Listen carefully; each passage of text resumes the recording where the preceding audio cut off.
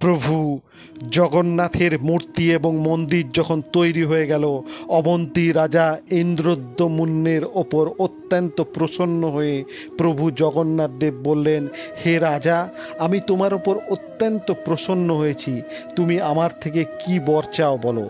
রাজা ইন্দ্রদ্যুম্ন প্রভু জগন্নাথ দেবের কাছে এক ভয়ঙ্কর বর প্রার্থনা করলেন।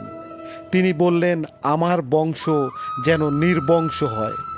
কিন্তু রাজা কি জন্য এই বর প্রার্থনা করেছিলেন জানেন কি?